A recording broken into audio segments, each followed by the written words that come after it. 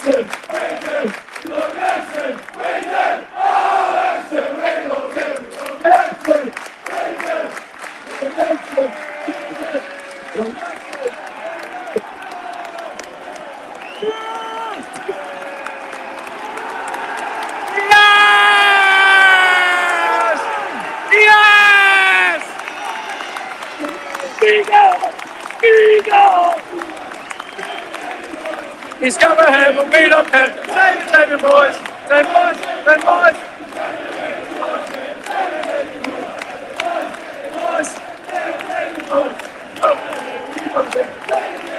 Slap him! Slap him! Slap, slap, slap, slap, slap, slap.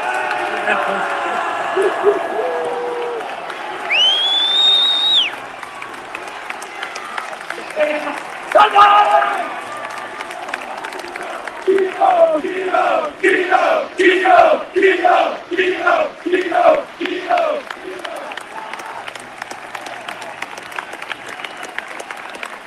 Slap him! Slap him!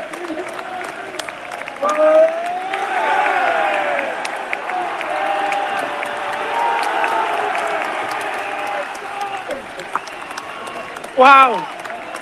Oh my God! Yeah. Unbelievable!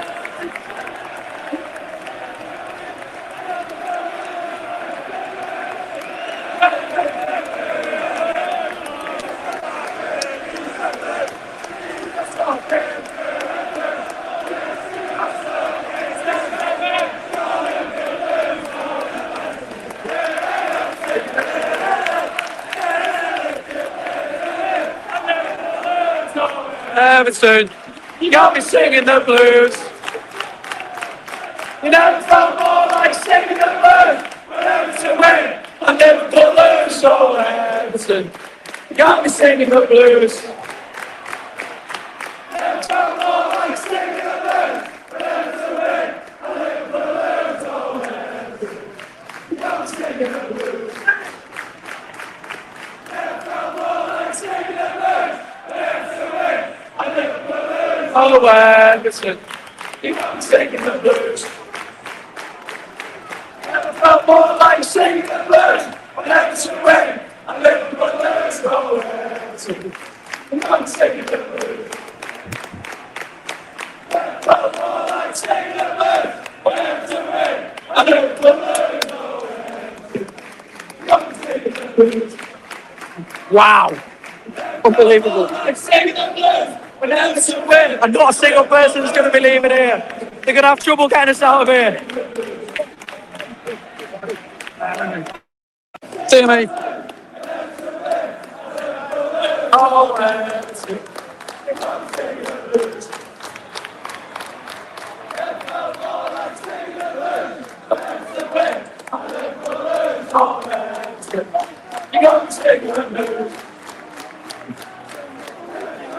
I'm in love, I can't deny. He loves to slap, his name is this Ghana guy.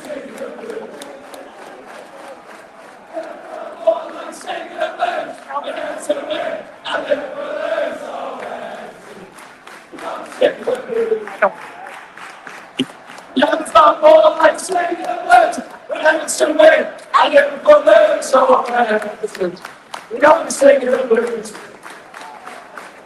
Never felt more like singing the blues. When Everton win, I never could lose. Oh, Everton, you got me singing the blues. Never felt more like singing the blues. When Everton win, I never could lose. Oh, Everton, you got me singing the blues. Yes.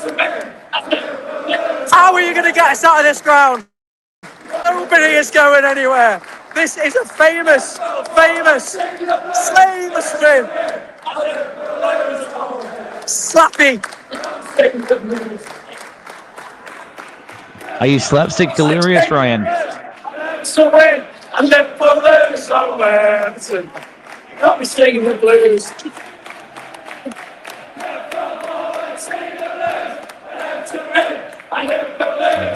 Everton. You can't be singing the blues.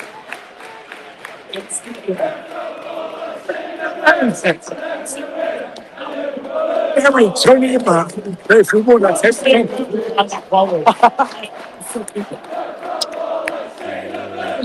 see you later.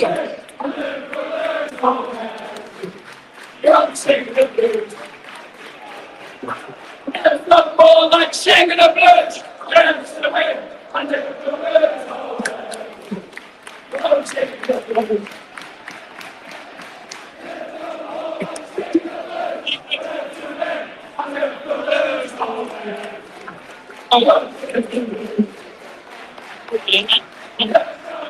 singing the blues without you. I'm in the blues.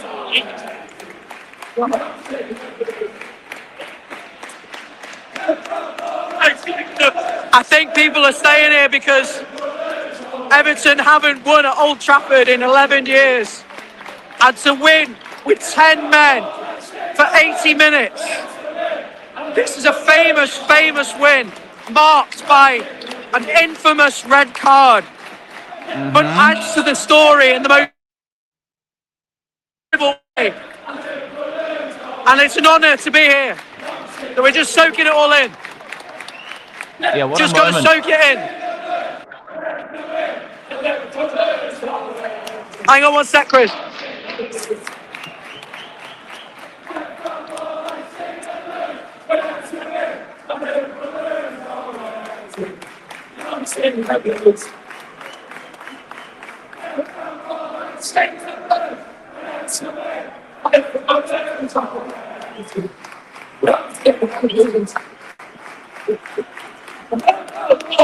I think some people are moving out now, so I think I've given enough coverage, but the away end is absolutely bouncing because they've been so nervous.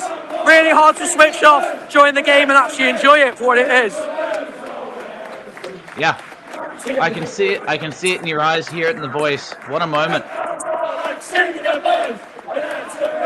I'm going to start making my way down. All right. Wow. Unbelievable. Just a famous night.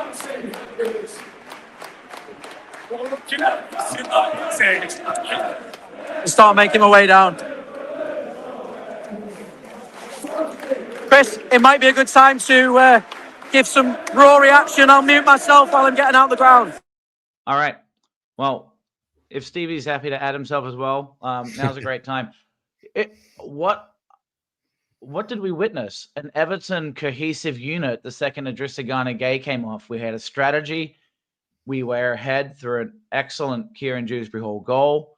We had the drama even before the Gana Gueye incident where we actually had Seamus Coleman somehow starting, coming off injured immediately. So straight away our strategy was shaken up and we were able to commit and hold on for the most part very comfortably against a Man United squad that really wanted to get at us. And we looked comfortable. And you know what? Pickford there's a lot of great players today, but Pickford has to be the man of the match. The saves he was pulling off consistently. Just can't believe it. Well, but because I just saw it. Look at the fans. Look at the fans on Ryan's screen. This is this is when I wish I could go to matches, not be waking up at 4 a.m. in the middle of nowhere to do it. Just amazing, these reactions. What do you think, Steve? Evening, Chris. Yeah, absolutely stunning. I was there the last time Everton beat Manchester United, the Oviedo goal. The Oviedo one. Tonight, okay. Tonight, my younger brother has bookmarked another famous victory for Everton, as he said. Tonight it's great to see you on a win because obviously there's been so many challenging matches that we've both been on. But an away victory at Old Trafford used to be a collector's piece and very much still is. Today, Everton put in a performance that is one where you feel proud to be associated with the club. Apart from obviously one incident, but I don't want to let that mar the whole 93 minutes or so, because man for man, we gave everything in this game. And I think whilst it wasn't probably our most stylish performance ever, it was one that we were set up to not just frustrate a team away from home, but actually really take it to them. And I really credit David Moyes for the way that he set up the team today. I'd also just really like to say that Pickford was absolutely outstanding, both in his management over Ghana, but also his saves yet again. And leadership is something that now embodies Everton from top to bottom. Even Tieno Barry, bless him, not getting on the score sheet today, but he still finished top of all the players this season in terms of headed duels. The aerial duel. Yep. Yeah. So spirit wise, we're completely there. And it really is great to see. And Everton just, the icing on the cake is going above Liverpool. And the scenes are really wild. It's nights like these. I can hear them. I hear some of it.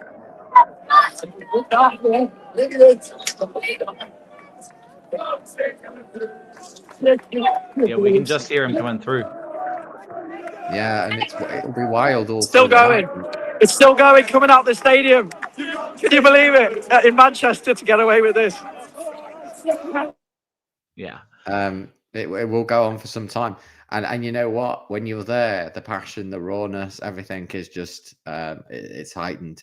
But this is a profound Everton performance today, one that we should definitely revel in, and I'm sure that I'll have the talking points. But yes, didn't expect this today. I think we did our preview. I did the preview with Corey, and it was very much like the lines of a score draw. But yeah, can't really fault them. Haven't really got much to say. I mean, there was a minor moment of stupidity, but I'm sure there's a good reason that we'll find out. I mean, it's odd, but maybe not work. Playing against 10 men isn't easy, and it didn't look like United had a game plan. No, well, I think let's talk about David Moyes here for a moment, because this is his first time, I think, as an Everton manager. He got a win at Old Trafford. He tried as any other any time in his career. This is his first time, and you know what? He seemed very calm and composed. He was slow with subs, but we didn't really have the players to bring on until the end.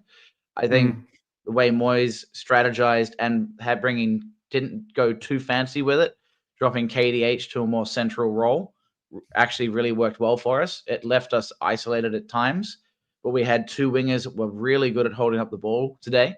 Jack Grealish was, at times, he was a little bit risky trying to hold on to the ball in deep positions, but had a really good interplay with Mikalenko, who was solid, taking on quite often an overload with Ahmad and Mbermo on that side. And Moyes it's up to the players too, but look, David Moyes was getting a lot of flack, and now we're 2 wins on the bounce again after all the kind of frustration and worry and Moyes out was coming. He held his cool, and look where we're at again. We're having a historic moment right now. Yeah, I think he's answered any critics that were there. He clearly had it. I think we've lost Ryan now, but it was great to get that feedback and his live reaction, because there's nothing quite like an away team winning in that kind of format at a big ground like that, nearly 80,000 people, with a side that have kind of had backs against the wall for much of the game. Although it didn't actually feel like I was checking the clock. It didn't feel like some of those old games where, you're really counting down the seconds. It felt like Everton could have maybe pushed on. Moyes has really answered his critics today. Anyone that kind of felt like he's a bit of a one-trick pony. I think the way that he approached United was one where him and Alan Irvin have clearly done the homework, Chris. They must have really looked at the way that United have been set up and looked to expose them from really the first whistle. Yeah, and what was really interesting, them with a flat back three, at times they didn't know which of their three would take on Njai, Grealish, or Dewsbury Hall for that goal. And it seems Lenny Yoro was a little bit out of sorts, but they really didn't know how to take us on with a full 11. They didn't know who was going to come into these spaces, and we made them look quite average and pedestrian at times. Granted, the second they brought on Dallo and Kobe Mainu, that's when it felt for a brief period there that I was a little worried we were holding on for dear life and we're going to let it sink in, but we changed that up, and that's a lot to Jack Grealish holding up the ball and changing the feel of it and basically conning fouls. Dewsbury Hall did the same thing. Bit of contact, come up the play. And I was talking to Wes during this. We've been screaming out for what Tottenham did to us and as a away performance. We were professional and did that back to them today. And they were getting furious at us, and it was perfect. Yeah, look, they'd be so frustrated. We'll just see if we can cross over to Ryan a sec. But literally, they'll be so frustrated with the way in which they couldn't break us down. I mean, the deliveries into the box were poor. Look, we did ride our luck from moment to moment. Let's cross to Ryan, see if we can get him there. Ryan, can you hear us okay? Yeah, I can hear you. I'm just outside Old Trafford. I've lost my voice. Wow, what a game and what an experience. So it's obviously, I mean, the last time we won, I was at the Oviedo game. I think that was 2013 or something like that. Felt like an awful long time ago.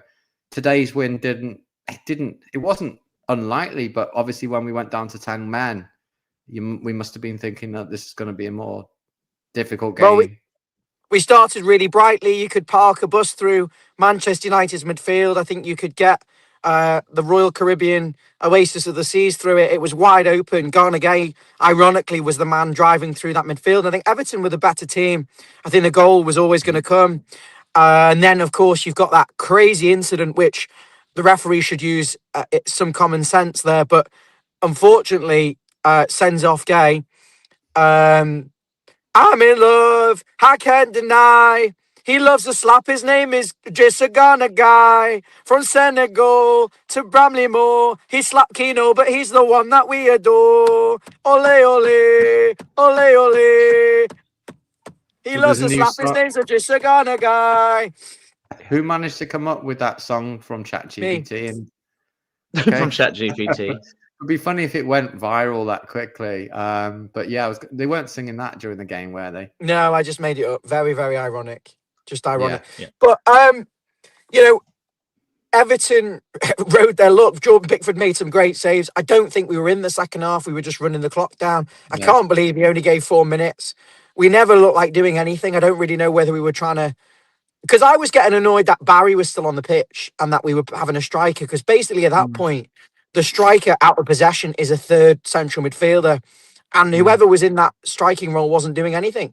So, but then when we had the ball for the long balls, Barry was winning every single header. So I could see both sides of it. It was just that we were not having enough possession to actually justify that. Yeah, we only had 30% of the ball during this game, and you're right. Pickford made 6 saves, 30%. Right, 18. Yeah, that makes sense. 18%. No, 30. Yeah, well, 30 was it 30 in the end? Okay. 3-0. Yeah. Because there were definitely times where I saw it in the under 20s, but it may have been in a certain ultimately, section. What you do with the ball, and we've been solid with the ball. I mean, the defense has not really been a problem this season. It's all really been around, with Spurs aside and the set pieces. This has been really around the fact that we've not had a striker up front. Can you imagine? If we did, we probably would be in the top 5 or 6 right now, Ryan. Yeah, the striker is an issue. We don't have one who looks like a natural finisher, and I think that's got to be addressed. But I think we should touch on United. They didn't look like they had the star quality. We talked about this in the pre-show, and me, Wes and Corey said, can we smile, guys? You two look like we've fucking lost 4-0. I'm reviewing the stats. I'm smiling, a bit more energy. I have to read, listen to you, and then dance and do it Yeah. all at the same time, and it's too much. Yeah. Just I won at Old listen and Trafford with smile 10 or I men. read. A famous win. I know. I But was just saying that United it just was, had no star quality, did they? Really? They got nothing. this is a different side to the side that Everton won at. This is, I wouldn't say that they were that much better, but I think 2013 United were better. The United side today, almost lackluster. They had no plan for when Everton went down to 10 men. But they were, as you say, wide open from the first whistle. Yeah, we'd have done them. We'd have done them with 11 men. Despite all of that, Pickford still made 6 saves in this game. All right, they were of varying difficulty. There were also shots that flashed by the post. There was cross shots. We rode our luck. Let's not, beat round the bush. Yes, we've come away with an amazing victory, but we did ride our luck at times. Right.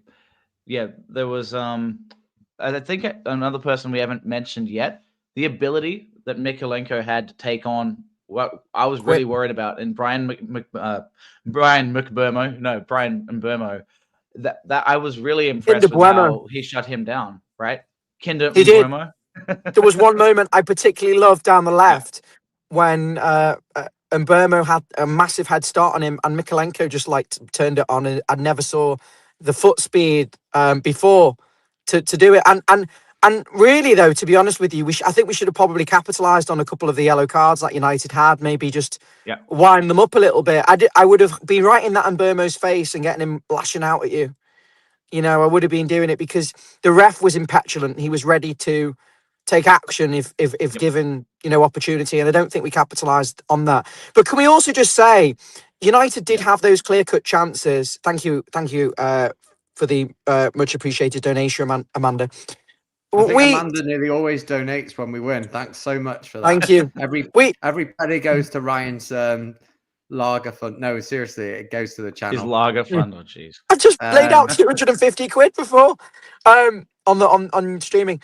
The fact is, the defenders, Keane in particular, who I was ready to berate for his role in the farce and not being mature enough. I mean, these are two 35, 32-year-old men who should know absolutely better. But I was ready to berate him, but he did really, really well. And I don't know if you've talked about that red card incident, but for me, what pissed me off... We haven't got there yet. I mean, I put the sorry. In case you wanted to refer to what pissed me off before the red card, sorry. You can talk about the red card itself, but I want to say in the build-up to the incident, Michael Keane is on the left wing pressing the ball out of position. He's then coming back to centre-back position. Idrissa Gana Gueye, then it is kind of like a blind pass. That's how I felt to him after we got away with it. And then they flip it over and they're arguing. And they've got a right to kind of be annoyed with each other because I think it's a bit of both. Keane's not being active in his box. Gueye is being loose with possession. Keane is going wildly chasing for the ball because in that moment, James Garner is actually playing right-sided centre-back. It made no sense to me. We kind of played ourselves into a mess. And then you've got the incident, which I know you guys are eager to talk about, and I'm making a joke of because I think you have to. Otherwise, it becomes we don't want to shine over the fact that this was a great victory for Everton, and with 11 men, we probably would have gone on to win. And we haven't covered the goal either.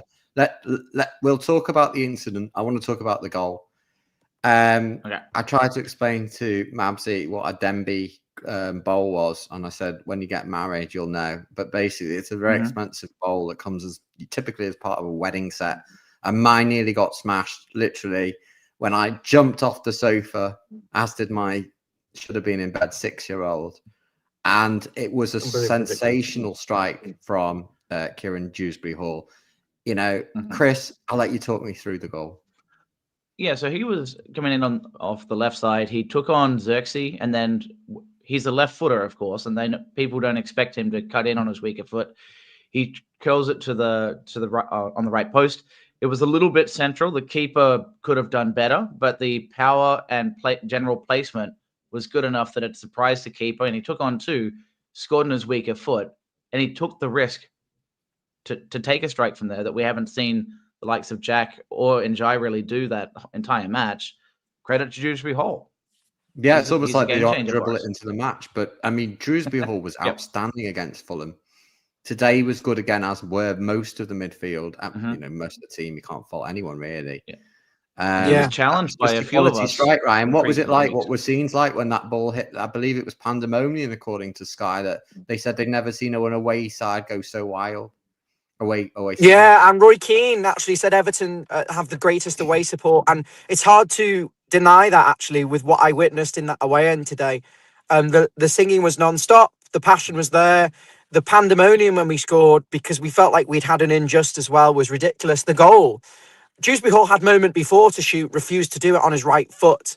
And that actually was a bit of a problem Everton had in the second half when Jack Grealish was refusing to shoot in very good positions, which is beyond irritating because we need moments. And he's refusing to shoot. I don't know whether there's a confidence issue there. It shouldn't need to be because he was class.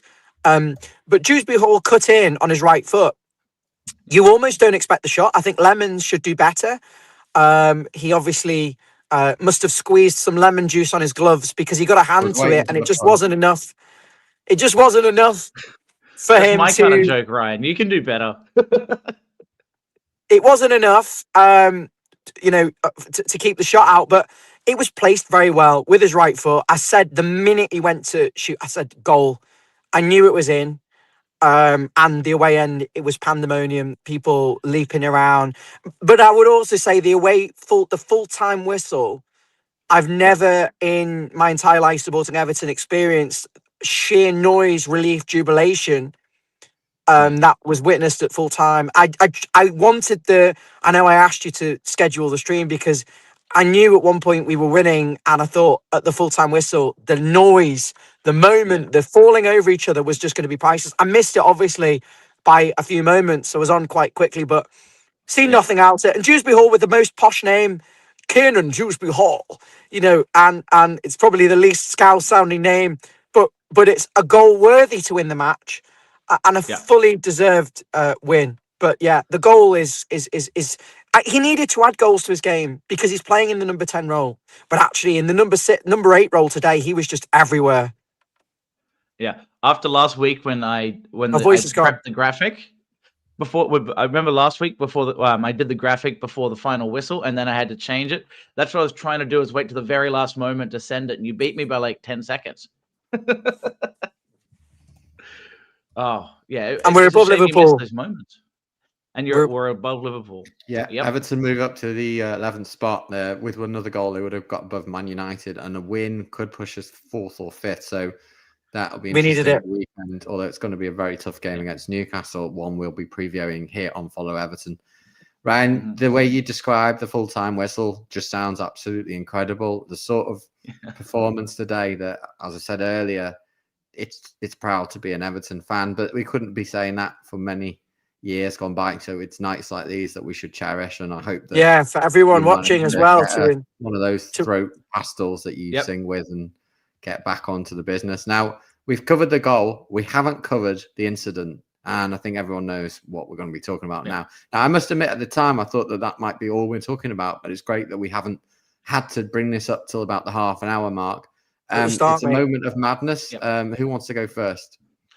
I probably can, and Ryan can give his field side of it. So I will add, an epic win like this needs to have drama. And, we really had drama. It makes it. Everyone's watching Chris? on a Saturday, on a Monday night. Everyone's at home. They're not out. So all eyes on us. And for a while there, I was embarrassed, thinking, "What, are we now as bad as Newcastle 20 years ago with a scruff up, or what was it, Stoke, where they slapped each other as well?" Because from our side on the TV, all we heard was yelling, but they did not show what was going on. And then I thought someone like hit Idrissa Gueye or something. And he looked so angry. Then they looked back at it, and you basically see him coming over, berating Keane. Keane kind of has one of those F off, get away from me, and immediately, boom, slaps him on the face. And you go, what is this about? It was a red, clearly, a moment of madness. And I still don't think that... but it's head contact. Remember, Doucouré poked Harry Kane and gets a red card. It's the same. What has he said to him that can be that bad to provoke him to that level? And I wasn't going to say, that he's called him something extremely I was inappropriate. worried about that, but we just don't Yeah, know. No Zinedine Zidane moment, Zidane with the yeah, headbutt, right? You just don't yeah. know. What has he said to him that can possibly? I've met Michael Keane, albeit briefly. He seemed like a down-to-earth, normal sort of Manchester person. I don't obviously know him, and I don't know Garner Gay, but I just feel like Garner is a much loved person in football. Mhm. He's got a lot of friends, and I find it absolutely baffling. What I found remarkable, though, and I will give my 2 pence worth, is that Everton were able to deal with the adversity. In another match, they could have just crumbled and gone, "What the fuck's gone on here? This is ridiculous. I've seen nothing like this in the whole of football." And everyone's heads are falling off, annoyed at both Michael Keane and Gay. But they kind of used it to spur them on. And I think when we got the goal, it was inevitable. But we didn't know what was going on. The away end, it's very hard to describe. But when I used to sit in the park end, it was quite quiet, and there was always rumbling of people talking. It'd be people talking about what they're having for Sunday dinner, or it Or was what kind of like China you nearly broke with Steve. Yeah. the undertones of like when you can just hear like talking. Like it's like when you go to Stevie. Well, no, you go to the theatre, and the show hasn't started, and everyone's talking, and everyone's having their own conversations. I'm not watching the football. Everyone was just in shock. All you can hear is just voices talking really loudly, people checking the phones, going, "What the hell's gone on?" Because all we see in the away end is a red card, and the guy next to it goes, "Oh, we sent him off," and no one had a clue. Yeah. To be honest, Ryan, I think even Sky Sports pundits, Embarrassing. and there are other channels out there, of course. There are the Sky pundits didn't know what was going on either, and it wasn't really until they showed a close-up replay. The first angle wasn't conclusive, but he basically he puts his hand. Have you seen the incident now? Puts his hand on his head. Now we don't know what was said, but if what you're hinting at might have happened, they probably wouldn't admit to that, because that would be a. I want to backtrack on Down that, because I don't think that's appropriate for us to speculate on. But the point I was making was that the severity of what must have been said must have been on a high level, because I don't think that you react like that. These are professional footballers. Yes, and do you think Garner's it one was of the the contact that senior Keane professionals at initiated is Everton. what did it? You think he He's a pushed him, and then he got pissed off, get out my Yeah, space? I think it was like, "Don't touch me." It was like one of those moments, because he shoves him with two hands, and that was probably a level of disrespect he wasn't expecting. He should do better, clearly, to not Keane slap. shoved him. Yeah, Keane shoved him first. He basically had Was an the F off type problem in the lead up to wording that incident? and pushed Was him. there some poor performance from one of them? What was it? Yeah, Both of them. Both of Both of them. Yeah, Both of because them of were at fault. the shot that came in. So they're basically blaming each other, whining each other. We don't know what was said. It's not a normal clash to see those two. They're very senior professionals. Garner has been They exemplary. probably got nothing to do with each other. In fairness, they probably got nothing to do with each other off the pitch. I believe that. They're probably in different circles. But they have known each other since 2017, 18. They've known each other a long time. They've played together for years, and previously at Everton. They probably demand better. But to be honest, I've wanted to slap Michael Keane for many, many years. And Oh, he's not the only one. And then basically Pickford, I can only use it with the Cadbury snake. Pickford just grabs Garner, and he's just like, "Oh, get away, because we don't want to get more players. He don't want to get more players sent off."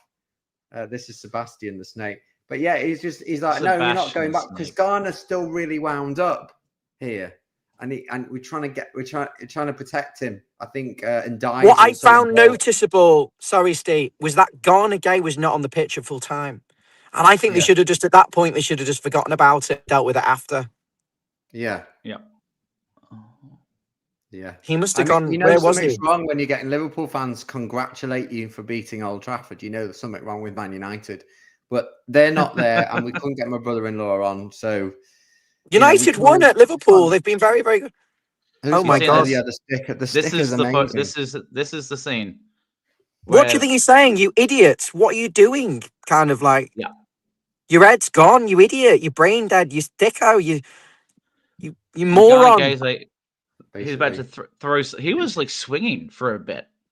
It was quite an image, But this is what we're I saying. think This it's is going to because be on. Keane's There's reacted some like that. famous. There's some He's out famous of T-shirts control. knocking around. This is going to end up on one of those T-shirts, isn't it? He's out of control. That's why the refs got to send him off, because it looks that way. Pickford almost exasperates it. Keane should have just not thought nothing of it. The pair with them are as bad as each other. Very, very There's an stupid. official rule, Ryan, in the rule books, to do with in case it's innocuous. I think it's negligent, like a negligent incident. And what Sky thought was it was pretty, bit silly. But the rules are that basically if you raise your hands, then you get sent off. I've seen people raise their hands before. I've never seen this. I've been watching. I've seen raising hands before, and it's just been both players booked. I've seen it before. The ref should have used some common sense. It could have been yellows to both. I think it was just simply that there was contact to the head. There's some nuance to the rule on that. But Keane didn't get a yellow for pushing his teammate either. So I guess a push is fine. It's ridiculous, and it is downright embarrassing. But it adds to the story. As soon as it hits your head, then you're off. People are saying, what do people think about this in the comments? I'm really intrigued to know. Gang is saying, I struggle to see a slap. And I just want to know, I think there's going to be a lot of people on the fence about that particular incident. I don't think it's, I think the ref should show common sense there and use some discretion, but. Because there's a few people that definitely didn't agree with me on saying it wasn't a red, there wasn't enough in it. But it was more like if you're going by the letter of the law, and they were showing some stuff, it wasn't Sky over here, we had Stan, but they were showing, hey, if there's like deliberate contact to a teammate or the opposition, it's equal. And so even if we don't think so, if that's what the rule says, well, look, the referee is meant to not bend the rules. They always do, but this time they followed it. So and and that was the embarrassment of it, is that one of those rare moments. Once every 10 years, a team does it. And Everton did it when we're trying to show unity and being a good fan, a good fan base, a committed club. What was it like watching on TV in terms of the atmosphere? Because when we're in the away end, we can't tell what's going on around the ground, but it looked like it was 5.1 surround, so I felt like I was there. It was great. No, seriously. Could you hear the away fans the whole time and just know United? Very much so, but that might have been privilege of the setup that I had as well. But I think that I could hear a lot of songs being sung.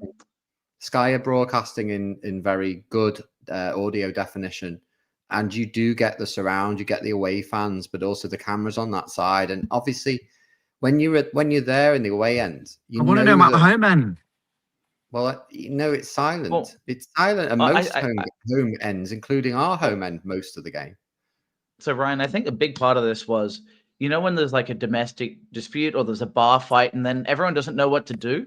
It's just awkward, and I think both teams had no idea what was going on. It was like 30 minutes. It did look like a bar fight. That's a great summary, Chris. Yeah. It was very much like that. It's a bar fight, and then everyone has to finish their pint before going home. But Man United didn't know what they were doing for that rest of the half. But it was the most tepid 30 minutes of just existing on the pitch for that first half, it felt. Lots of comments coming through saying our fans were very loud. It did come across as very loud. They were loud. I mean, you said Roy Keane mentioned the Everton support. I mean, it's always week in, week out. Fans appreciate what goes on, and whether we win, lose, or draw, it's always good. But when we win, it's on another level, because I guess we're not used to it that often. But away form's not been too bad since Moyes came about. We've looked decent on the road, and I thought long overdue win away from home. And we said in the pre-match that David Moyes' only problems are he can't get strikers to score goals, and we don't win against reputable teams away from home. And he's done it. He's achieved it. David Moyes' reaction for the goal and at full time. But Manchester United, can you call them a reputable team? What a story for David Moyes to come back to Old Trafford with 10 men and win. Great. That's why I didn't want to come live straight after. Basically, after the whistle went, all the players and the managers, it looked like we won the FA Cup. They all came over. The last time I seen that from, I mean, look, we've been head to head with United a number of games, many of which have been score draws or thrilling matches. They the last time I saw passion like that was when Big Dunk was there as interim manager, went over to the away fans. This was on a new scale because of the rawness, but it did feel like the semi-final of the FA Cup that's just sent us to Wembley. Yeah, that was a penalty shootout, wasn't it? Or was that the match before it where there was we did actually get, I was at that game, the semi-final, but that kind of felt like it was that sort of level of win, Ryan. It was like almost on par with we've just gone to Wembley. You know, I think to win with 10 men away from home at Old Trafford, yeah, with a slap gate has got to be the most. It was all the slap gate, right? We've got the name of it now. Well, it's not Formula One where you get you can't. To those watching this stream, nearly 400 of you, thank you so much.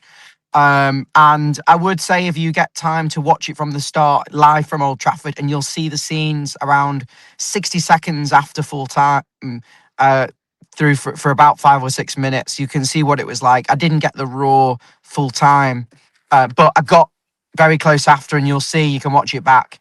I'd really recommend to do so. Garner just apologized on his social media. Oh, no. Cringe. What's he say? Can you have a look? Let me go find it. I'm sure it's going to be an X, isn't it? And there's some rumors that might be it for him until he's back from the African nations. Well, yeah, he's going to be out for 3 weeks, right? And there's 4 matches before AFCON. What? So you wouldn't put him in for 1 match for sure? No, I don't know, but that's what it is. Oh, he got a straight red 3-match ban. And fuck the thing off. is, I think we're going to see a bit more of Irabudan. Could have done it, but that's only because Merlin Rolls now got the hit thing, and all of a sudden the numbers are shorter. It's violent conduct. I should say that I thought it was really unfortunate that Coleman got taken off, because to put a wise person on the pitch, and I think it was a move from Moyes. We talked about the preview, was it yesterday, with myself and Corey, and we were talking about whether he would go with Garner or O'Neill, but we didn't consider Coleman, but obviously put him in, and then without very long in the game. He needs to retire from international duty. This isn't the first time. Every single time he starts a game, he comes off. Yeah, and he played 2 matches without injury in the international break, which was a tragedy for him that he got back to that level and straight away. And people are saying here hamstring. It wasn't really clear, but it was clearly that, like, he had, was it calf issues before as well? So the legs, unfortunately. He needs to decide what he wants to do, because he can't sustain both. He's having no impact at Everton, and we're paying his wages. I hope it is minimal. I really hope it's minimal. I want to know what Garner Gay said on his Instagram, because I think he's got a 3-match ban now for that. You know, it's not even this. It's the 3 matches on top. Then he's going to Africa. We'll try and find out. And the squad is thin. Do you think we could appeal? We got some comments in from David Moyes. I quite like my players fighting each other, he says. Everton boss David Moyes speaking on Sky Sports. We don't see it very often. It's nothing had happened afterwards. I don't think anyone in the stadium would have been surprised. I thought the referee could maybe have taken a bit longer to think about it. I've been told that if you slap your own player, can't believe we're saying this, or if you leave an arm in, then you could be in some form of trouble. But there is another side to it. I quite like my players fighting each other and getting annoyed with each other. If you want a winning team with the resilience and the toughness that got us the result, then I think you've got to have the players who are going to react in that way. I'm disappointed we got the sending off, but every player will tell you how angry they get with their teammates. He has apologized in the dressing room for the sending off, praised the players endlessly for their performance tonight, and thanked them for it. On Dewsbury Hall, he said, he's been playing really well. His goal is exactly what we want from him. He's been really unlucky maybe to not have a couple more this season. He's been a big help to the team. He's helped us improve. Really pleased for him. He's been working hard. Great spin from David Moyes on the sending off, because he could have come out and said, "Oh, you got the comment." We should go to the comment. Let's go to the comment. What did he say? All right. So I want to apologize first to my teammate Michael Keane. I take full responsibility for my reaction. I also apologize to my teammates, the staff, the fans, and the club. What happened does not reflect who I am or the values that I stand for. Emotions can run high, but nothing justifies such behavior. I will make sure it never happens again. Up the Toffees without the F in it. Yeah. I'm not a violent man. I just smacked him in the face. You know, it's We're that talking kind about, of. a very senior player. It was just so out of character. I mean, yeah, Garner Gay. It's just not. You just don't see it because he's What putting in did tackles week Keane in, week say? out. What did Keane do or What say? did You the don't react like that. We're You not don't going to react find like out, that. mate, and that will be No, probably that's why censored. I think the physical contact of pushing him may have just been a disrespect that really riled him up in the moment. That's my interpretation. I think that they would have swore at each other, but Because Garner basically, was there's a like lot. berating him, Pickford and it and would look as if he said Tarkovsky are F off. always. Pickford is Yeah, always Pickford arguing and with Tarkovsky. but what Yeah, it is, but those Ryan, two are different. They're used to the domestic spat. Though he says it and publicly also that it's he's not a nuts, mismatch right? Like you hear him. It's not a mismatch in stature, is it? When you've got Tarkovsky and Pickford, they're basically the spine of the team. They're the two captains and leaders, and they're having to go at each other because they just purely want the passion. And you see that completely. Pickford personifies it, but with Garner, he's more of a little character that's placid. That kind of he shows his talking through his tackles. You never really see him do anything like that, and it's just very out of character. I'm sure that there's some swearing or something that must have happened, but at the end of the day. Gay looks so furious that Pickford had to grab him by the scruff of his neck to get him out, get him away from the medley. Did he hit him hard? Well, I didn't think it looked that hard. I don't think the comments section will agree. If we take a poll, it'll be 50-50. Beat rhythm fashion we can't saying do polls, can we, at the moment? No. Yeah. We'll find out if we can do polls, but I don't think we can. No, but we are doing a lot of good things. Yeah. But anyway, well, we've covered more on that incident than anything else. But yeah, if you just joined us, of course, Everton. Should we talk about the game? A famous 1-0 Yeah, we'll talk win. about the game. Perhaps you've just got back. You shouldn't be back home that early, but maybe you got back from the pub or something. Everton beating Man United by 1-0. I mean, look, I put the team up now. And look, anyone, I mean, Everton, it was a team performance, wasn't it? There wasn't really anyone that you could say, yes, you were weak, you weren't great.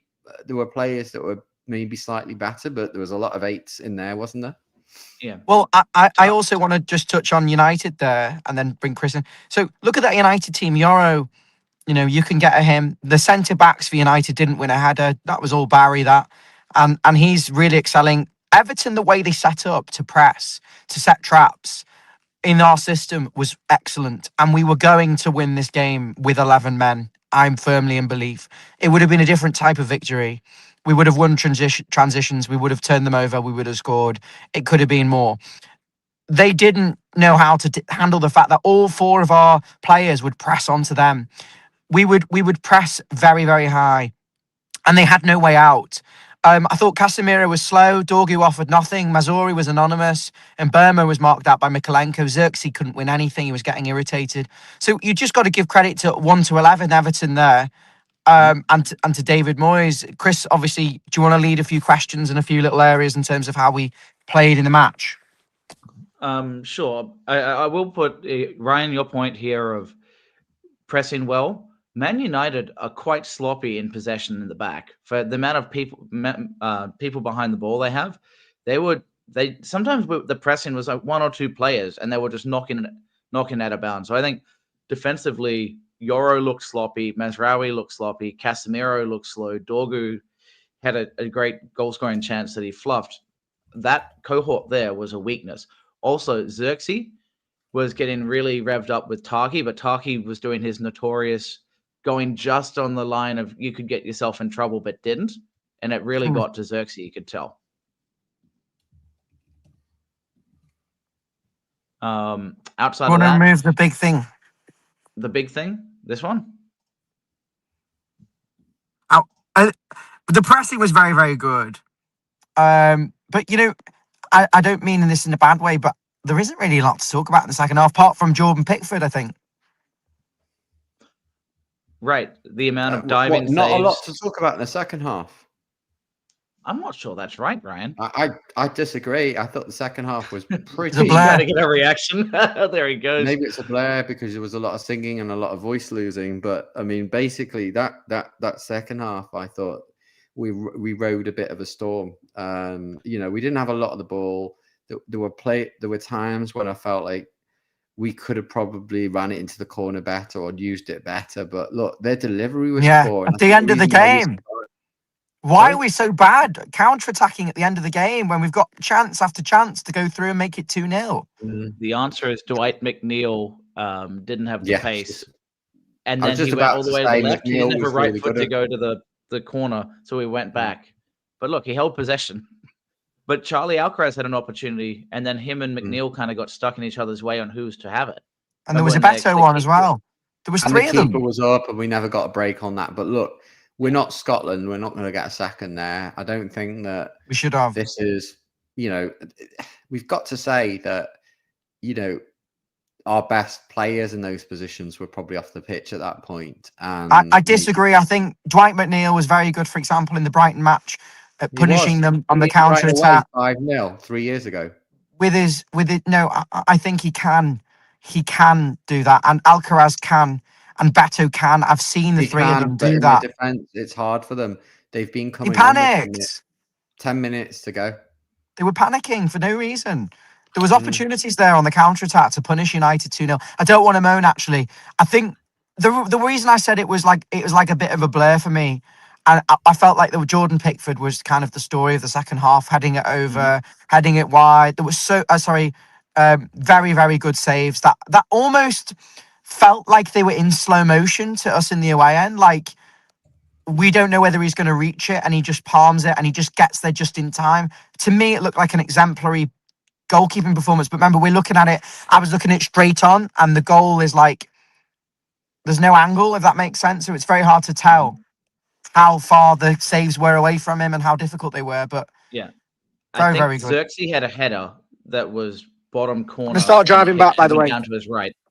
So You I started think at driving minimum back, the or you one have that he. driving back. Oh, you're still there. How did you get 2 tickets, by the way? It's really hard to get tickets. 1 ticket. Oh, right. Was Mabsy not there? No. I'm Go on, sure I let heard him. Chris answer the point. So the save for me that really stood out was there was a header. I believe it was from Xerxes. It was like bottom right corner. He's diving and he to his right side, full extension, knocks it out. There was quite a few that were savable with some venom. I think Bruno had a couple, and Burmo at least had one. I think Mason Mount missed his chance, but there was quite a few that were on target with some pace, and he did not spew it out to someone else. He tipped it over the bar or got to something that was difficult. So to me, even if they weren't all 10 out of 10 saves because they were not testing him to that level, he was showing composure, competence, confidence on all of it. Yeah. Mr. Blue Skies is probably you can only referencing what I'm save talking about. the shots that are taken and the chances, and he did a good job. And I don't think any of them were particularly for the cameras. They were tips over or side saves. But as I said to my dad during the game, he's basically become the new Southall now for me. I mean, yes, he's a different style keeper, but this is a guy that he's on a whole new level. We've seen some good keepers. I thought Nigel Martin was very good for Everton. But I think Pickford really has established him, and obviously Tim Howard. But I think Pickford is on a whole level of his own. Well, from the penalty Was there saves any perspective, world-class saves? As I said, you can only save what you give, and they're probably not the best saves he's ever made, but they're good saves. So Blue Skies here saying he made a terrific 9 out of 10 save. If world class is 10 out of 10, then no. But it was right on that level for me. There was at least one that he really got pulled the other way and dove at full extension to get. To me, that's the one that stood out. But he's had better ones. Well, was it a few years ago when there was like Sheffield would just came up and we drew like 2-2 with them, and he had these crazy saves and scrambles. It wasn't that, or it wasn't the saves that he had in those relegation scraps against Chelsea where he had those moments. But it was based on the quality of the strikes. He was consistently proved that they were not getting past him today. That's my thing. Yeah, I mean it's surprising. I mean, Ryan's driving him home. If it becomes difficult, Ryan, it's okay if you need to slip out. No, just prompt me if you've got a question for me. I'll mute myself and then I'll reply. No, we've And then got he'll just drive one off a comment bridge. here from Beat Rhythm Fashion. That I haven't save left was yet. worth I'm of going to leave Gordon now. Banks. This is probably one of the most famous saves of all time. This one that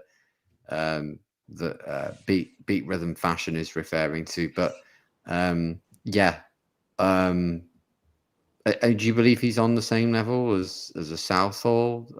Where is he, Chris? Or does it even matter? Is it just the fact that Everton are very lucky to have a Pickford who's at the top of his game?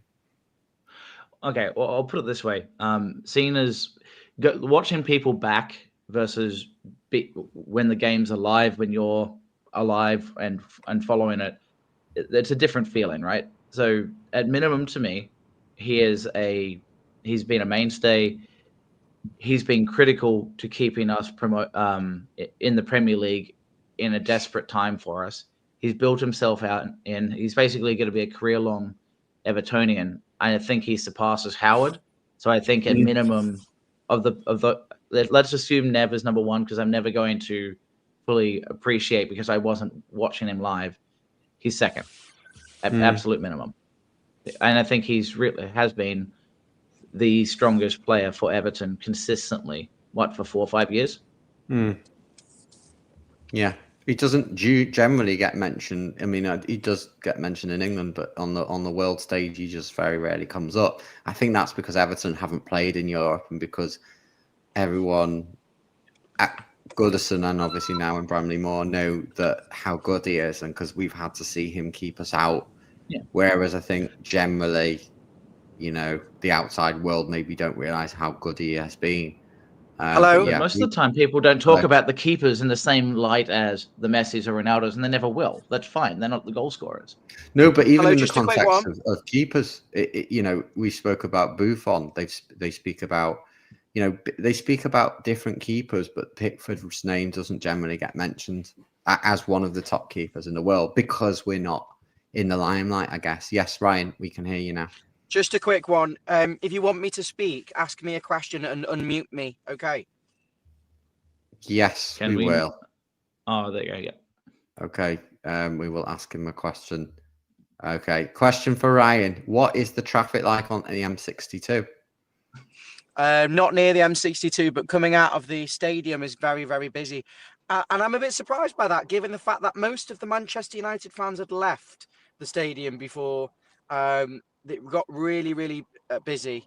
They were out very fast. It was like they were giving away free cookies. I don't know where that's going. Free sausage rolls at Greg's, and everyone was out fast. I thought we were going to get another twisted joke, maybe lemon and lime again, but maybe not. But yeah. No, but I think Jordan Pickford certainly squeezed everything out of every save, and That's better. That's better. Yeah. So next question for Ryan. 3 weeks ago, I think you'd have a very different response, but I've seen a few people asking, where do you think Everton will end up this season? Well, we've done very well to stay in. We've done very well to stay in the mix of the teams without anyone capable of scoring any goals. I think the big thing for me is Njai going to AFCON. I think, have we got any reliable options to come in? Tyler Dibbling, I don't want to be too disrespectful. He was very nice when I met him. He had a picture with me and my daughter. But he's probably a bit like a duck out of water at the moment. New City, he hasn't embedded himself into the first team. We've spent £45 million on a player. We've spined a lot of players that aren't quite ready, but Barry looks like he's getting up to speed in his overall game, so to speak. I'm quite liking what he's doing with his overall game. The goals have got to come. The goals are the difference between where we're going to finish. If we can get goals, we can finish in the top 6. If we carry on like this, which is what you've asked me, trajectory, I think 10th place is probably about where we could finish. But it's all going to come down to that centre forward position, I think. Yeah, I think a centre forward, a formalised right back, and one more central midfielder. And I we think could he's be ready to make 8. signings in the summer. In January, I think we're going to make some signings. So I'm Well, I think he's kind played of it down. I coining think this there was the a Q&A tongue-in-cheek, for Ryan. yeah, question and answer. I like it. We'll bring Ryan back in a minute, but yeah, it's obviously great when you've got. I've done it quite a lot recently, where you're at the ground, away games and stuff, whatever it is. When you're raw and you come out of the match, it's a whole different level. I mean, I speak because every other week I'm at some game, and then when I'm not some game, I'm behind the desk. And when you're watching it at home, whether it's on Sky or however you decide to watch or listen to it, it doesn't have the same. It doesn't quite have the same magnitude as when you're there. And those who know just simply know. But it's good to be calm behind the screen and behind the TV. Although I got told off by my little one. He said, "Daddy, there's no need to scream at the TV. They can't hear you." And I said, "JJ, I'm going to film this. And in a few years' time, when you're shouting at the TV, I'm going to remind you of this."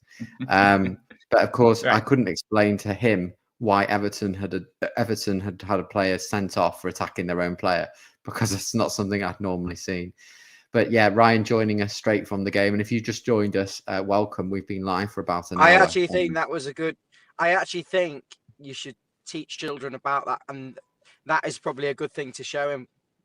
It's to show anyone What, on screaming at the you TV? can't do it. Well, you can't raise your hands in Well, class. you don't raise your hands. They can't raise your hands at school. You just joined us. Then we've been live for an hour depicting Everton's famous victory at Old Trafford. That's probably their second in about 20-something years. And Can we just ask one more thing?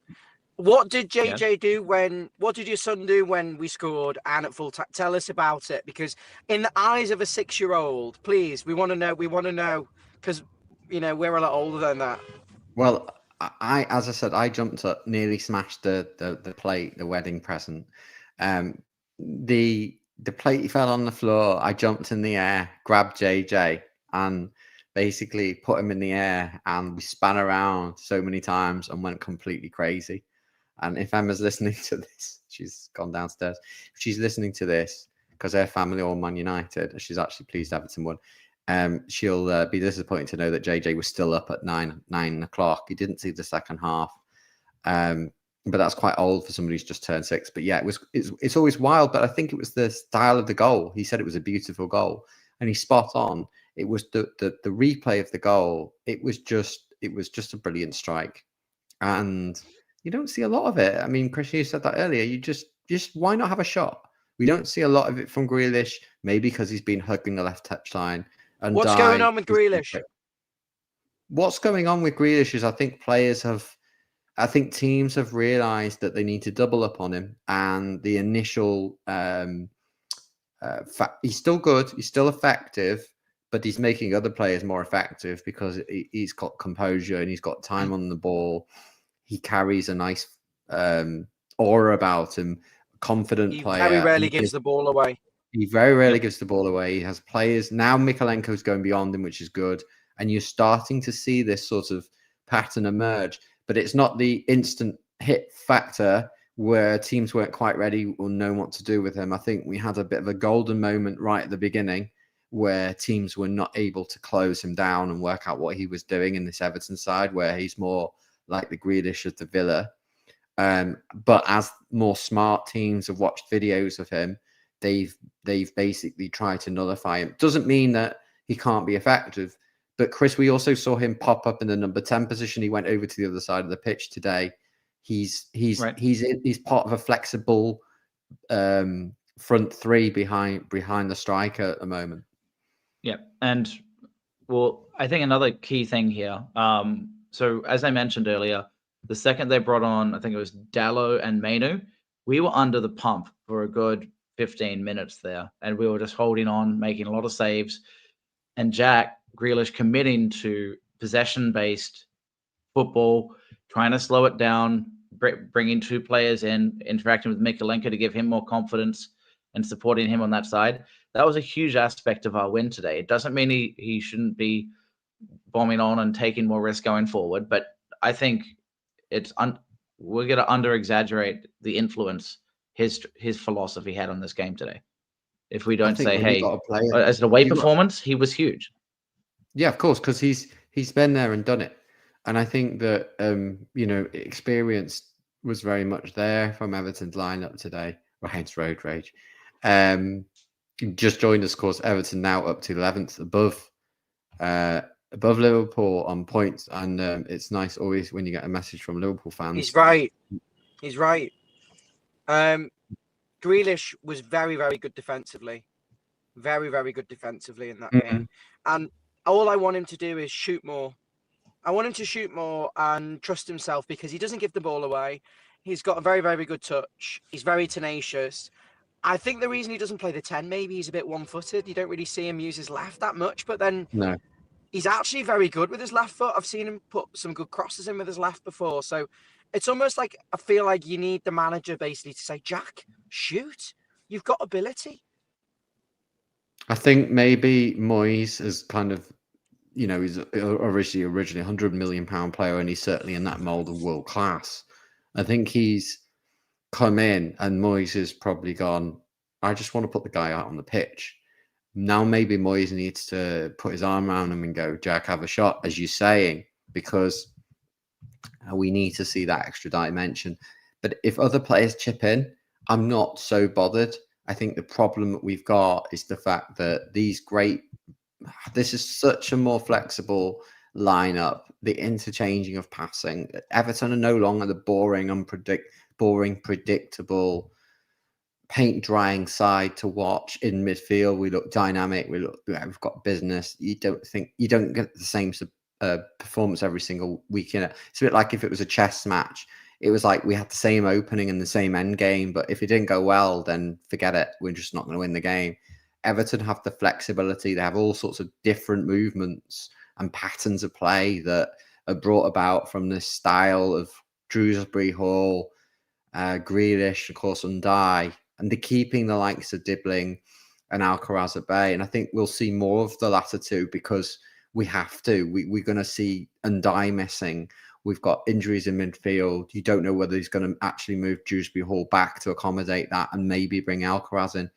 But I think with all of this, we need to make sure that we recruit a quality striker, because that really is the difference in being 10th, 12th, 14th and being 6th, 8th or 10th, I think. This is very cynical, but has Gay done that so he can go to AFCON? Absolutely and not. have a break. No, Ryan. No. He looks so upset. I think because it's so out of character. I think. But, we've all lost our head in certain situations. And I think the best analogy that we've had is that kind of bar fight at the end. We've probably not seen it, but behind the scenes in the dressing room, maybe Moyes sees a lot more of it. And you want that passion, you want that fire in your belly, but you just don't want it to translate to the pitch. And I think this is one where it just spilt over, and the irrational side of their brains have kind of taken over. Please do subscribe to support us as we go on a mission to get 52,888 supporters. But it's very, very much they just lost their head. But don't want to take away the shine from this. This is just a night that I don't think tonight will be like, oh yes, that was a game when Everton got their own player sent off for attacking ourselves. A cannibalistic Everton performance. This will be the Everton with the famous victory at Old Trafford, where Moyes goes back, and it's a really spirited performance, top to bottom. I think people probably forget about the red card. It'll be like, oh, and by the way, do you remember the red card? This will be remembered by the Shrewsbury Hall goal, the wild celebrations. Anyone that was there tonight. That's not true. Come on. It's going to be remembered for the red card. It's going to be known as the game, which hasn't happened since 2007. A player on their own team getting them sent off. We are the masters of capitulation and self-capitulation. It was Everton that. Well, and I guess we didn't truly capitulate, and that's the thing to remember. We got our own man sent off. We've gone to new, stooped to a new low. This is how I describe it. That's how I describe it.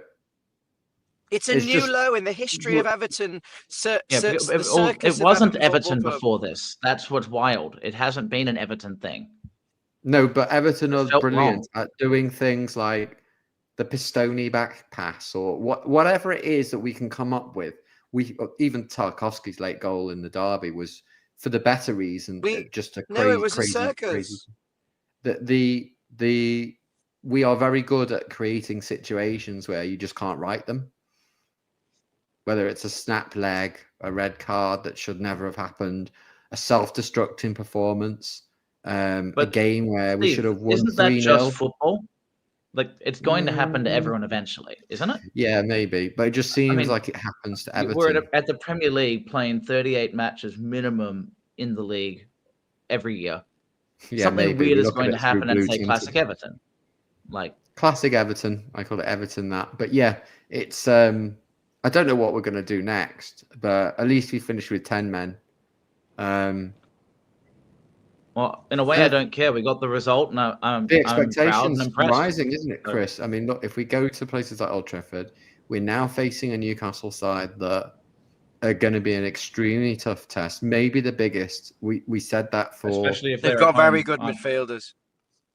Yeah, and we know that it's going to be a really, really difficult game, and one we'll be previewing, I think, on Thursday night. So yeah, that Newcastle game is something that is going to come around quite quickly now because it's only at the end of this week. 5:30 kickoff, and it's obviously at home.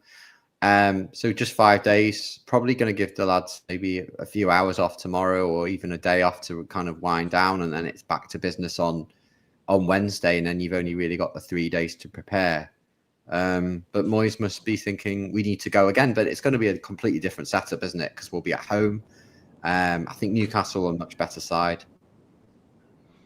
And remember, we will not, as we're saying, unless something drastically changes, we won't have Gay for 3 games, meaning we don't really have the luxury to put James Garner to right back under to kind of flex or adjust the squad. So Jake O'Brien is going to be right back. I don't see another alternative now that Coleman's also injured. So we're going to be a little bit injured limited. as well. And Rolls. So why can't we use Alcaraz and these other ones? I mean, Alcaraz is going to come in for injury, let's be honest. I think we're going to have to see We'll him. see them. The key is that if they get injured, then there's probably nothing really behind them. Well, but I think it's either going to be Dewsbury Hall. Either Dewsbury Hall comes to the 6, and then you get Diblin or Alcaraz in the 10, or you see Eric Boonham come in as a direct swap and keep Dewsbury Hall in the 10. I think it's one. And in certain games, Chris, maybe not Newcastle, he might try the Garner thing where if we need to beat a side at home and find the balance on the right-hand side, he might do what he did against Fulham, because that was also very effective. It was. But I don't think we have the depth in midfield to do that right now. We don't really have the depth. It's a shame because it looked like we were quite good, but now with AFCON and injuries and the sending off, all of a sudden, it's kind of a bit of threadbare. And I think we save more of the Newcastle tactics and strategy for a preview that will likely be Wednesday night? Wednesday or Tuesday? I think it's Thursday night. But yeah. Is that the match? Yeah. Yeah, that's the preview.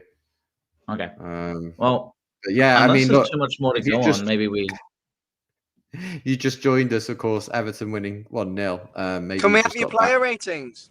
Yeah, we can do it in a minute. But do you want to go first, Ryan? No, I don't. I don't need to give them, but I'd like to hear yours. And I do think there's a lot of question marks over the upcoming games, particularly during the AFCON picture, because the squad is so thin, and I don't have any answers to the questions. I just don't know what to do. I think we've got the fringe players, and we need to somehow get them involved. Yep. No, that's going to be the next couple of weeks. We're going to find out, won't we? Sorry. Oh, no. Sorry.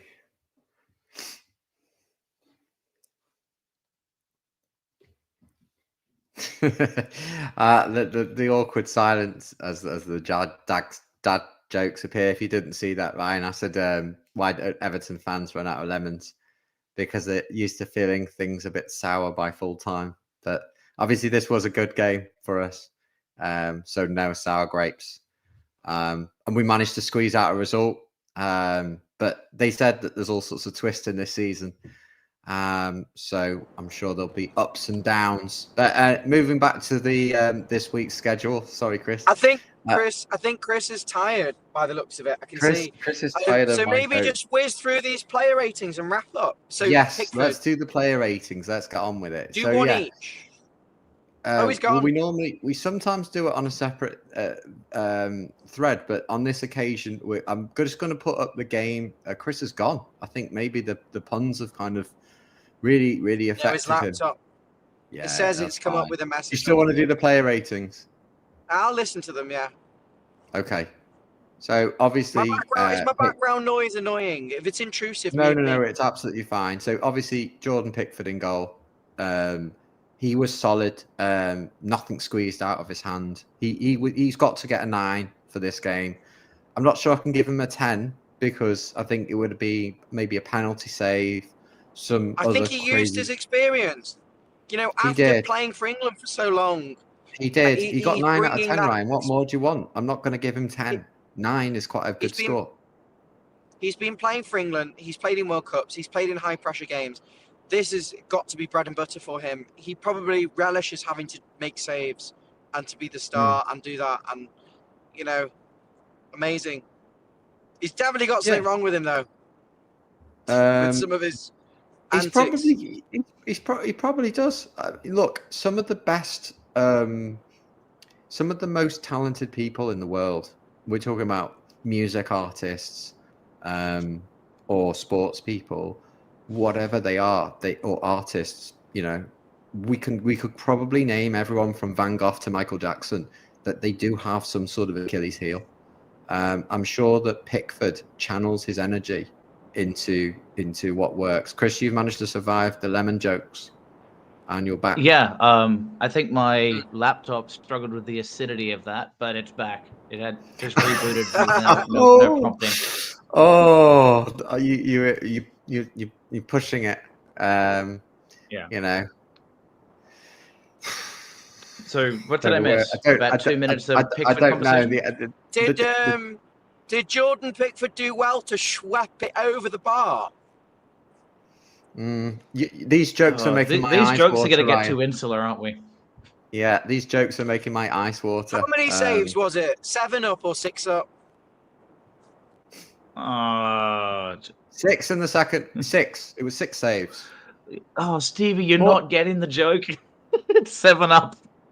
So 7 up. Yeah, God. Yeah, 7 up. Schweppes, isn't it? That's a lemonade. That's a type of lemonade as well. Well, you know what? It's a brand, but anyway. Let's move on because we're sticking to the topic here. We've said Pickford was a 9, but there were many other players that had a zest in them today. And so I think we'll be out of jokes in a minute. We'll have to move to the line. Coleman, I'm not sure we can rate him because he wasn't on the pitch very long. Coleman, he was fine. Listen, when life gives you lemons, you need to know when to call it a day. For he's had a great career. Life has given him lemons, but now he's got to walk away and decide whether he's an international player or he's a Premier League footballer. He can't do both. Just had a message from a Liverpool fan. Congratulations on going above Everton. He's not one bit bitter. So anyway, moving on to O'Brien, who obviously came in for Coleman. What are we giving the lad? I don't think he did anything wrong. He wasn't tested in such a way to be exceptional. He also wasn't a huge threat going forward. I think a 7. Okay. I think that's okay. I don't think there was anything spectacular, but then I don't think we're particularly spectacular against him. I know that Gary Neville was very frustrated with Luke Shaw, his inability to take up the right spaces on the left-hand side, and obviously they didn't really double up where they needed to and exploit Everton amongst the 10-man madness. Now let's move on to Tarkowski and Keane. Obviously, Keane was very much involved in that incident with Garner. Does that downgrade him, or do we judge the performance overall? Well, let's split them out, because if you do that, he's probably a 6 because he was involved in it. But take that out and you say he was. Imagine that happening, and then you've got to clear your head. And he was consistently outstanding, I think, defensively. He's probably an 8, except for that one moment. Right. Okay. Yeah, he's an 8, but then like he's got his own man sent off. Right. That's why I'm like, how do you group it? It's this probably a 5 to a 6 because of that. Without that element, he's an 8.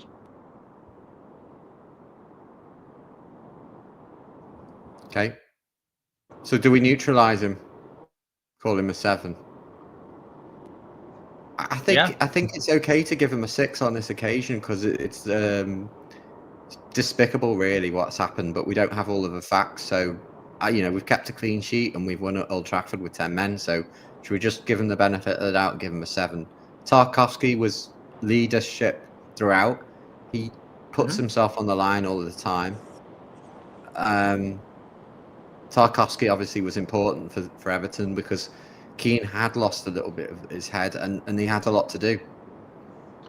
Yeah, and there was moments where Tarky was doing silly Tarky things, but got away with it. And I was kind of worried he was going to get himself booked or something controversial happened. Because he didn't, the leadership element that you say it was there, I think an 8. I think that's fair. Mikalenko, we're seeing a bit more of him overlap in this game. He had fair share of defending to do, though. Yeah, he was taken on overloads, and Amad Diallo, as well as Brandon Burmo, he, relatively speaking, neutralized those guys. To me, and I'm seeing some people say 6s, but I was actually quite impressed with his composure today, defensively, and how he was able to shut up their side.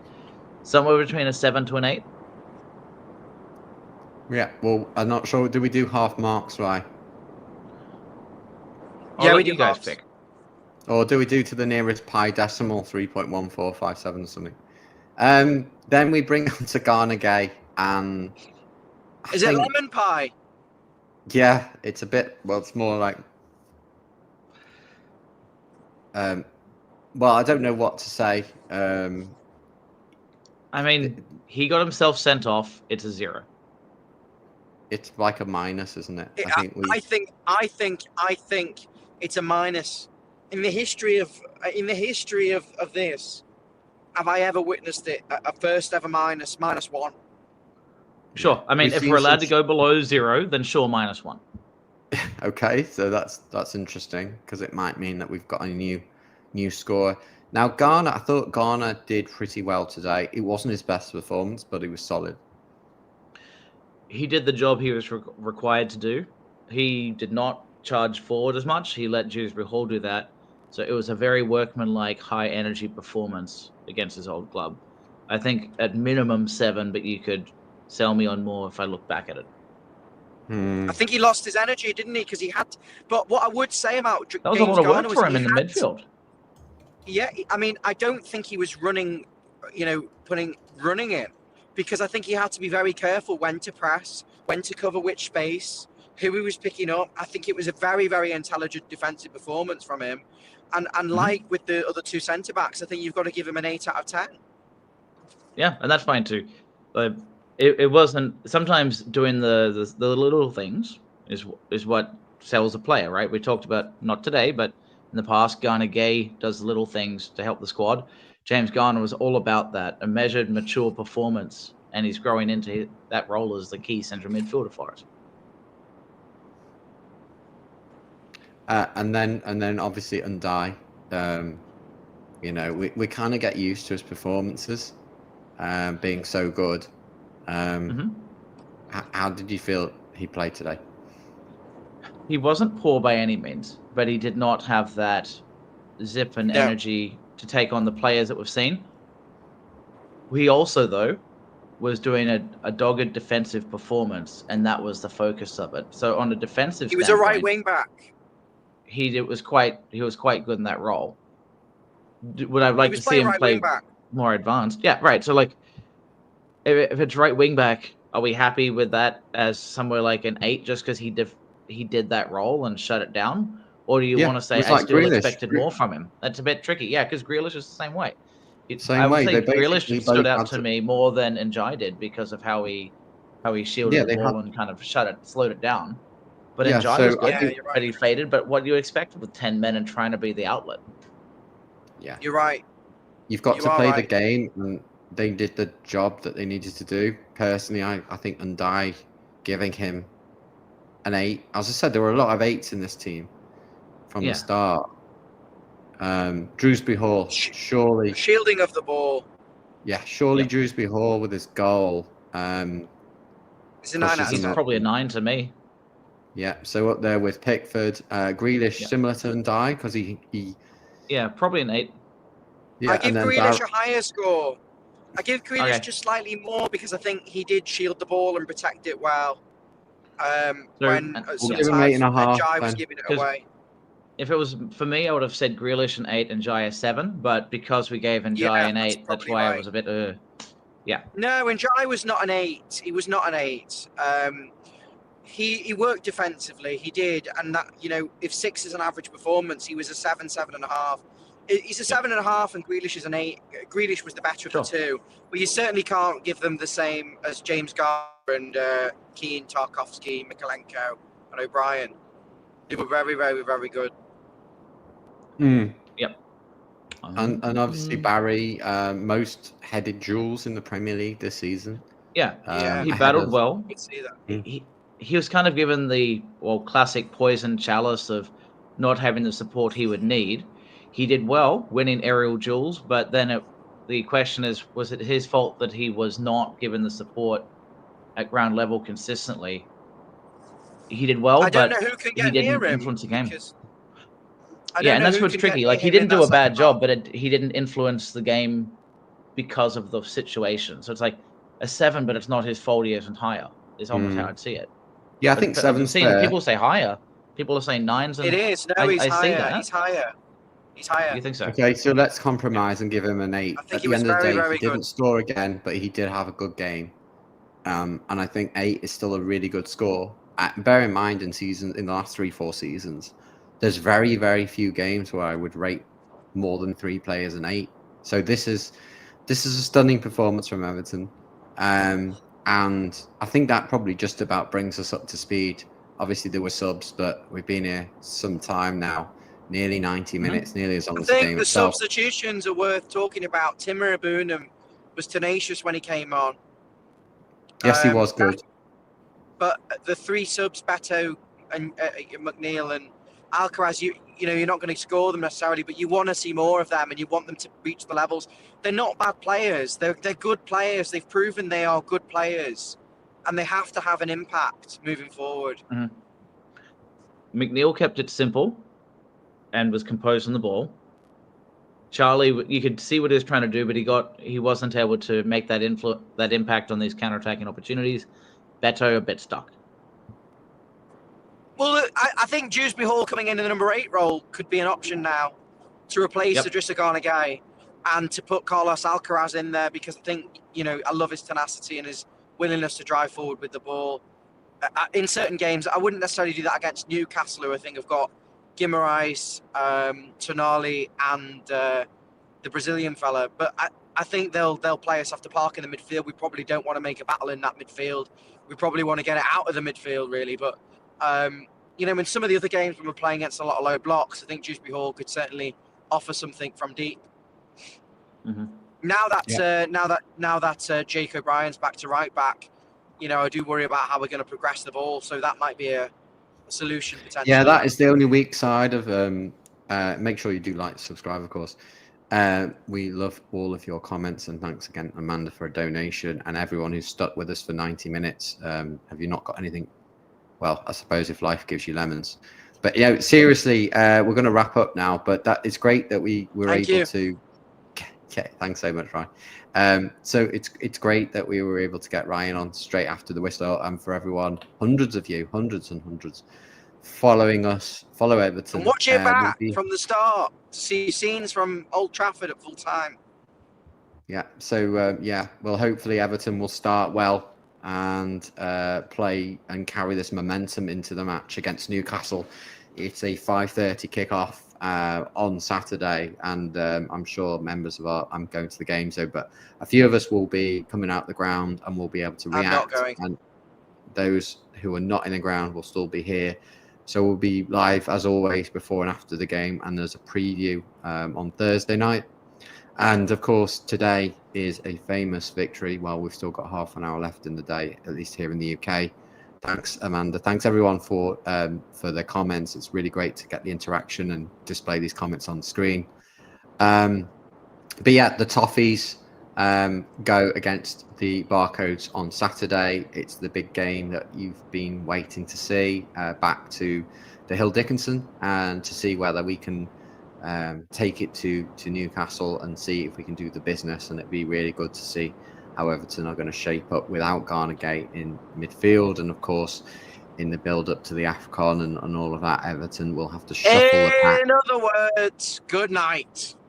Yes. So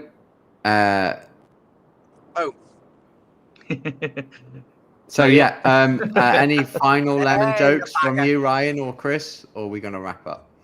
No, We I were think we've cutting squeezed the life out of this. Well, listen, thanks again for everyone for joining us, and we'll see you for the preview from myself, from Chris, from Ryan. Want to say anything else? Up the and from, Toffees. of course, No. the exemplar Sebastian the Yes. Snake. Yes, Yeah, time to go. good night. Up the Toffees. Up Good the night. Toffees. Historic. I love it. Historic.